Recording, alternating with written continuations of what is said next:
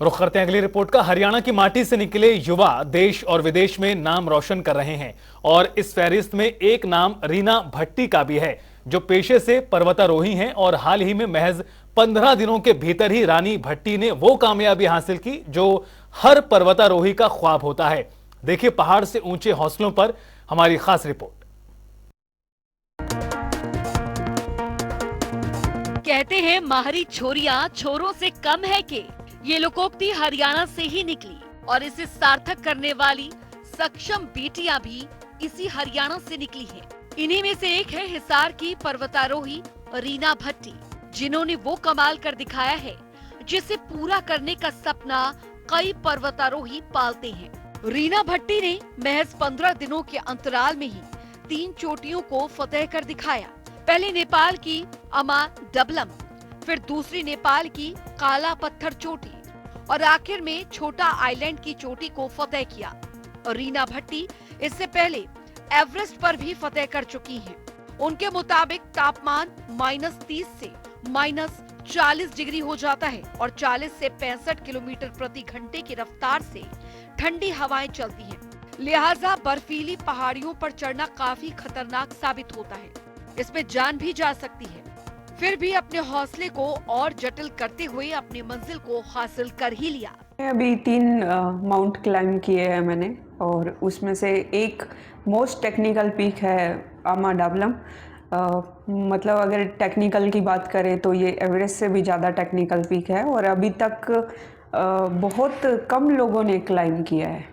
और ये क्लाइंब करने वाली मैं अपने हरियाणा की पहली लड़की हूँ जिसने अमा को क्लाइंब किया है। और उससे पहले लास्ट 15 अगस्त को मैं भारत की पहली बेटी थी जिसने माउंट एल्ब्रस ईस्ट और वेस्ट को क्लाइंब किया है। और उससे पहले भी मेरे नाम एक रिकॉर्ड है। मैं हरियाणा की पहली लड़की हूँ जिसने 70 घंटे के अंदर 6000 की लद्दाख में 2 पीक क्लाइंब की है।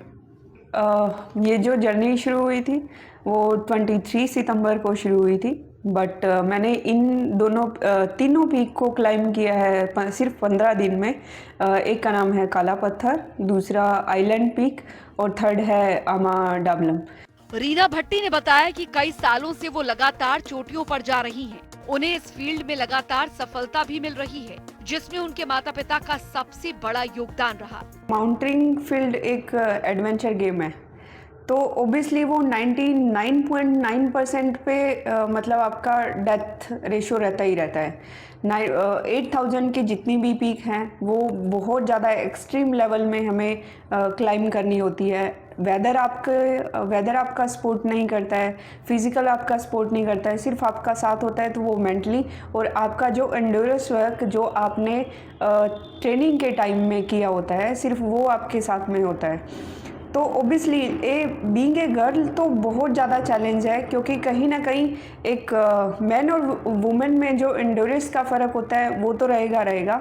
ऊपर से लड़की होने के लिए क्योंकि पीरियड्स हर महीने हमें पीरियड्स का फेस करना पड़ता है और जिसमें आपकी बॉडी आपका साथ नहीं देती और बहुत सारी सिम्टम है, जो मूड स्विंग होता है, फिज़िकल चैलेंज भी है, तो कहीं ना कहीं वो वीकनेस वाला पार्ट भी रहता है। तो ओबियसली लड़की के लिए तो बहुत चैलेंज पार्ट है, बट अगर मैंने माउंटेनिंग को चूज़ किया है और इतना एडवेंचर वाला मतलब इतना डेंजर वाला गेम चूज़ किया है तो ओबियसली इन हेडल्स को तो पार करना ही पड़ेगा। रीना भट्टी ने सरकारी सुविधाओं को लेकर भी अपनी प्रतिक्रिया दी।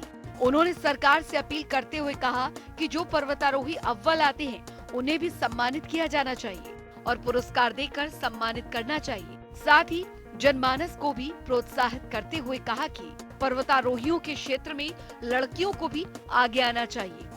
जनता टीवी के लिए हिसार से प्रवीण कुमार की रिपोर्ट।